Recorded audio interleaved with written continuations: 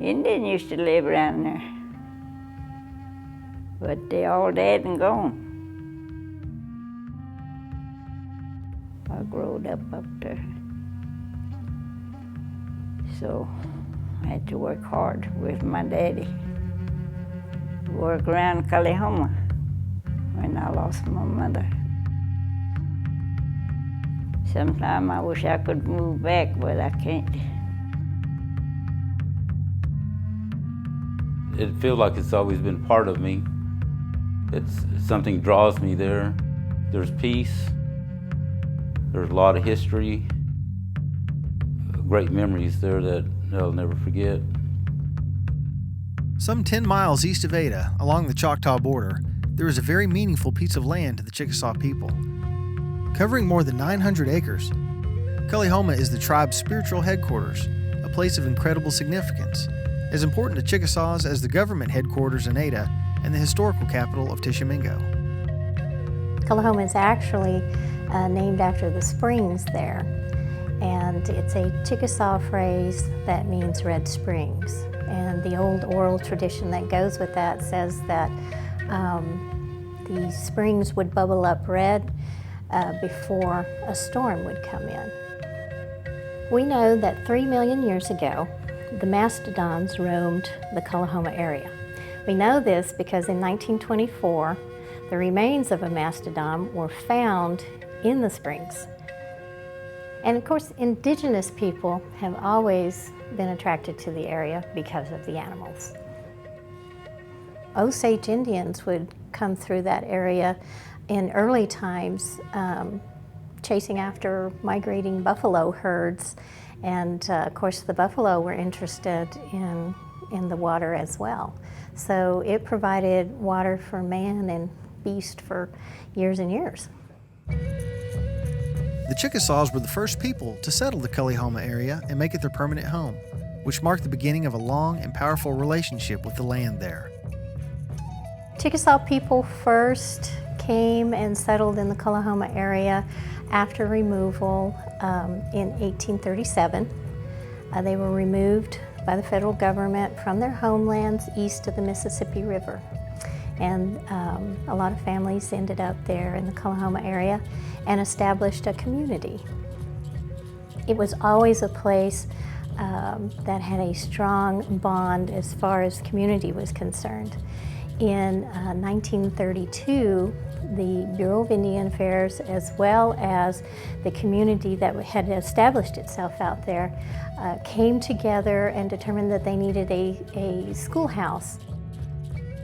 Well, we used to go to school there, and that's why I like it down there. And I lived there all my life, Kalihoma. We didn't have no schoolhouse or nothing, so my husband's mother had an empty house. So we went to school there first. So they built this schoolhouse for us, and that's where we went to school. We didn't have no electric. Now we got to have electric, see. But with my kids, they use that kerosene light and everything. The pioneering families at Kalihoma worked hard to create a safe and happy community. Because Kalihoma was isolated from white settlements, Chickasaw beliefs and traditions thrived there. Although relocation was very difficult, Kalihoma allowed the tribe to maintain its strong cultural identity in a new land. The community continued to grow. They built a community center out there, and they dug a well. And of course, there was always the Stomp grounds located there. It's considered a very sacred site to Chickasaw people. It's kind of a spiritual home for many Chickasaws, but especially to the families that lived out there. It was a real lively place. There were a lot of old-time Chickasaws around there that most of them didn't even speak English. Even my family members, no one spoke English. But there was a whole community that way, and there were other Chickasaws that would come from other locations in the state and come to have church service.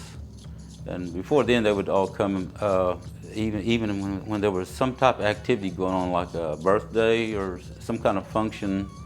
They would have long tables spread out where people would be lined up waiting to eat. And you hear a lot of laughs and a lot of jokes and a good fellowship, I guess they had. And then sometimes they would go into church and have some gospel singing. There were medicine people, there were doctors, we call them medicine men or doctors, and there's several of them that lived in that area, in that community. But it was a real lively place. You'd see kids walking down the road or playing or running. A lot of kids was around. We used to play around there and played in the schoolhouse, clean up the schoolhouse and everything. It was fun. You know, we used to go Allen in the wagon, come back, come over here in the wagon in Ada.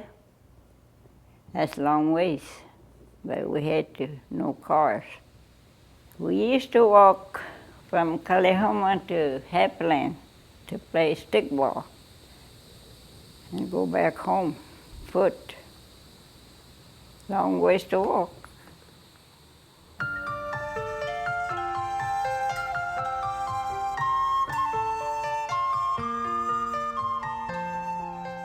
You hardly seen very much traffic go through at that time. There were houses, other Chickasaw families nearby. So there was always a lot of entertainment or something going on there all the time. Sometimes you hear them hooping, not that wild or anything, but it's just releasing their energy, I guess. The Chickasaw Nation has progressed far beyond the early days of Kalahoma, and that is why it is a place that grows in importance with each passing day. I've always believed in teachings. That's something a lot of Chickasaws hadn't had in many years, in many generations, some. But teachings are very important. And it teaches respect and cultural teachings and just about anything, how to live with people in life and how to live for the Creator, all those type of teachings, you know. We were told that everything we were taught were all wrong, and we were taught to take up Christianity and cut our hair and not to speak our language and throw away our beliefs. We were taught all that. So our languages and dances and everything was pretty well finally dwindled out because of those things.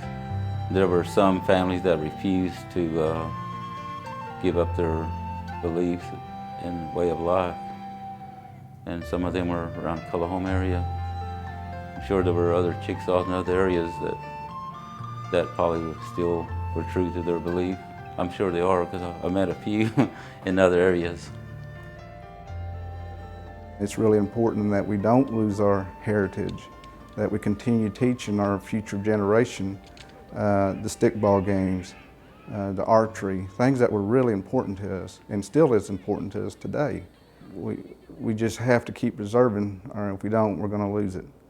So I think that's the future for Kalahoma, is to continue that tradition. Kalahoma has been transformed into a park-like setting designed to visually and spiritually reconnect Chickasaws with their rich heritage. A replica of a homeland village sits prominently on a hill there. The biggest building out here is called the Council House. And this is where they used to have their daily business meetings. After their meetings, and they would go throughout their daily lives. Also out there is the corn crib. The corn crib is where they used to keep their goods as far as corn to keep it dry. Out there also is the winter house, built like a circle, and inside of it is where they built the fire to keep warm during the winter.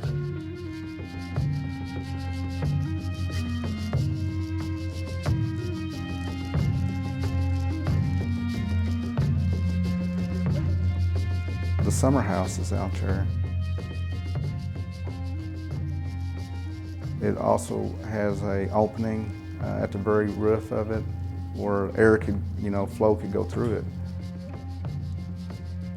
Because of its historical and cultural qualities, Culleyhoma is the site of the tribe's annual reunion, an event that brings in Chickasaws from around the country. During reunion, a Chickasaw reunion, it's really exciting. A lot of people that do come to Chickasaw reunion are not necessarily from this area. They come from out of state. They travel. Some people travel over 1,500 miles every year just to come back and visit. And in today's society, we don't really make that time to spend time with each other. And this will allow them to do that. And also will allow them to have peace. And a lot of citizens these days come to be part of that reunion that we have, and many people kind of find themselves there, search for their Chickasaw heritage. It's a good feeling. It feels like you found yourself. It feels like your spirit is not hungry and thirsty as it was to search who you are, your identity, to who you are. It feels like your spirit is being fed. I see more and more of our young people or folks coming to reunion. And again, it's about sharing, and it's about telling about our stories and having our elders there to tell about their stories. In our daily lives, we're always going and don't find time to settle down. This is the time that they can go and just observe the beauty of the nature of what's out there.